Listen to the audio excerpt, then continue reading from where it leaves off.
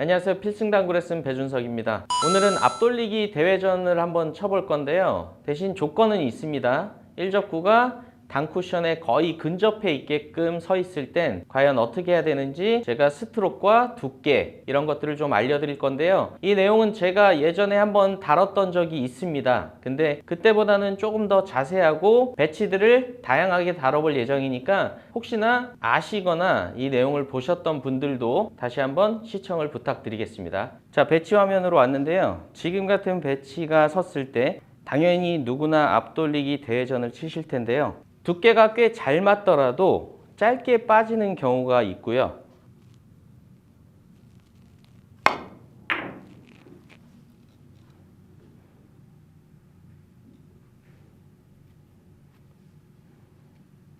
아니면 지금처럼 짧게 빠졌던 경험이 있는 분들은 극하단 당점을 써서 아예 길게 빼는 경우도 있습니다.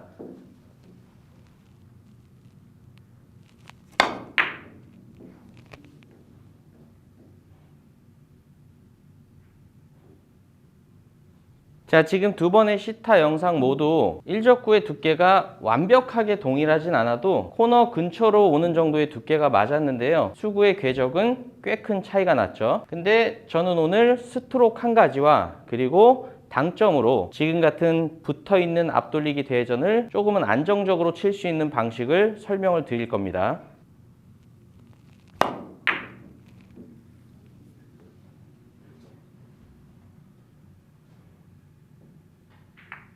자, 먼저 제가 첫 번째 시타 때 공이 짧게 빠졌던 원인에 대해서 조금 원리적으로 설명을 드릴게요. 자, 우리가 당구를 칠 때 이 수구는 자연 밀림이라는 게 항상 발생됩니다. 우리 공은 당연히 앞구름으로 가기 때문에 자연 밀림이 발생되는데 우리가 보통 바운딩을 칠 때 밀어치면 나왔던 공이 다시 쿠션으로 들어가는 경우가 있잖아요. 바운딩처럼 상단을 주지 않더라도 자연 밀림만으로 충분히 밀림이 발생이 됩니다.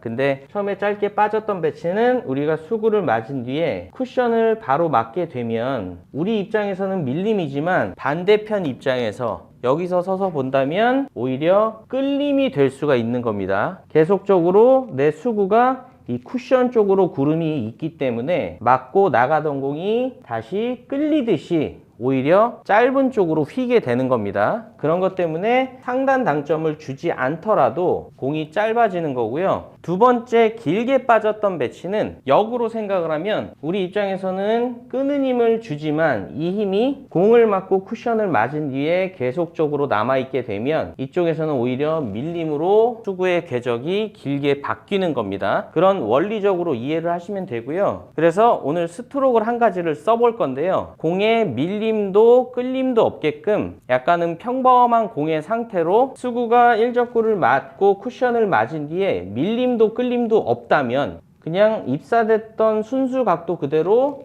반사 각도가 형성이 될 수가 있을 겁니다. 그래서 오늘 제가 기본 배치를 놨을 때 당점은 일단 무회전의 중하단 투팁입니다. 완전 하단은 두 번째 길게 빠졌던 배치처럼 빠질 수가 있고요. 중하단 투팁만 사용을 하고 1적구의 두께는 절반보다 살짝 얇은 다 8분의 3의 두께를 사용을 할 겁니다. 그리고 마지막으로 스트로크를 좀 설명을 해드리면 우리가 당구를 칠 때 보통 손목을 이렇게 많이 사용을 하거든요. 오늘 제가 사용할 스트로크는 그립 자체를 꽉 쥐고 갑니다. 그립 자체를 꽉 쥐고 가기 때문에 백스윙 자체가 크게 나갈 수 없고요. 이 스트로크를 익숙해지게 할 수 있는 방법은 새끼손가락을 백스윙이 나갈 때 많이 열어주지 않는 겁니다. 당구를 치실 때 이렇게 스윙을 새끼손가락을 여는 경우가 많이 있는데요. 그런 것보다 지금 오늘의 스트로크는 새끼손가락을 조금은 닫아줘서 내가 백스윙이 많이 못 나가게끔 제어를 해주시는 겁니다. 그래서 정리를 해보면 꽉 잡은 상태에서 어느 정도로 꽉 잡으시냐면요. 우리가 일반적으로 하는 브릿지는 왼손을 떼면 큐가 당연히 떨어지게 돼 있죠. 근데 오늘의 방식은 내가 왼손을 빼더라도 앞이 이렇게 떨어지지 않을 정도로 꽉 잡으시는 겁니다. 한 가지만 더 참고 삼아 말씀을 드리면 꽉 잡은 상태에서 풀었다가 채주듯이 꽉 잡는 게 아니고요. 그냥 처음부터 꽉 잡고 백스윙을 할 때도 꽉 잡힌 상태로 처음 예비 스윙부터 본 스윙 때까지 다 꽉 잡고 치시는 겁니다. 옆돌리기 때 지금 스트로크를 쓰지 않는 이유는 수구와 일적구의 거리가 가까울 때는 두께 공략을 할 수가 있습니다. 8분의 2에 조금 회전을 덜 써도 되고 아니면 회전을 많이 쓰고 뭐 8분의 1까지도 쓸 수 있고요. 그렇기 때문에 옆돌리기에서는 지금 스트로크를 사용을 하지 않습니다. 그때는 오히려 정확도로 가시는 게 맞고요. 지금 같은 상황에서는 워낙에 수구와 일적구의 거리가 멀기 때문에 지금 같은 스트로크로 약간 극복을 하는 겁니다. 그래서 오늘 제가 처음에 보여드렸던 일적구가 세 번째 포인트에 붙어 있고 그리고 수구가 거의 일자선상에 있을 때는 두께는 8분의 3에 당점은 중하단 투팁 무회전을 쓸 겁니다.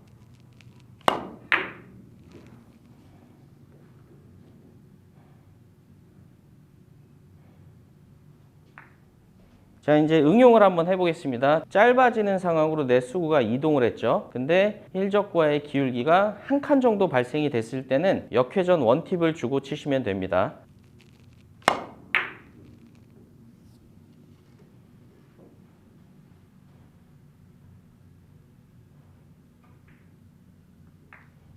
자, 이번에는 반대로 똑같은 조건으로 무회전으로 쳤을 때는 길어질 수 있는 상황으로 바뀌었죠. 지금도 마찬가지로 기울기가 한 칸 정도 발생이 됐으니까 중하단 당점은 비슷하고요. 대신 오른쪽 회전을 원팁 정도를 추가해서 치겠습니다.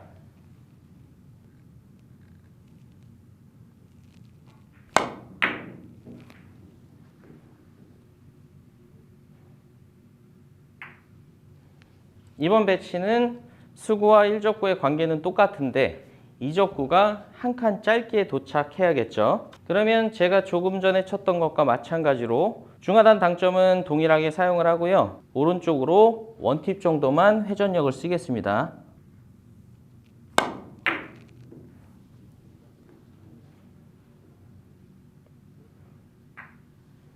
다음 응용 배치입니다. 지금은 수구와 일적구의 기울기는 거의 일자라서 기본 배치와 동일하지만 전체적으로 한 칸이 짧은 쪽으로 됐기 때문에 이것도 마찬가지로 중하단 투팁이지만 역회전을 원팁 정도 약간의 역회전을 사용을 하겠습니다.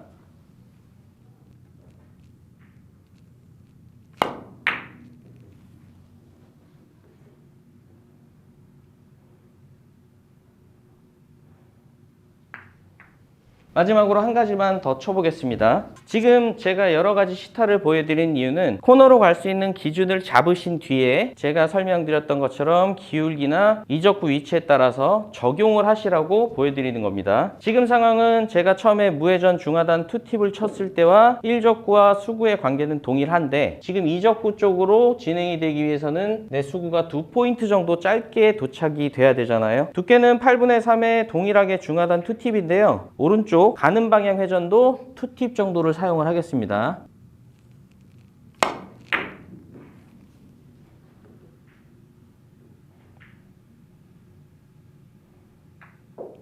수구와 일적구가 가까이 있을 때는 굳이 이 방법을 쓰실 필요가 없습니다. 근데 멀리 있을 때는 이적구 근처로 보내는 것조차 어렵기 때문에 지금 방법을 써서 조금은 편하게 코너로 보낼 수 있는 연습을 해보시고요. 제가 기준 배치에서 약간 변경을 했던 것처럼 여러분들도 바뀌는 거에 따라서 중하단 투팁은 고정을 해주시고요. 회전력을 조금씩 응용을 해서 쳐보시면 지금 같은 배치는 그래도 어느 정도 성공률이 높아질 거라 생각됩니다. 오늘도 시청해 주셔서 감사합니다. 지금까지 필승당구였습니다.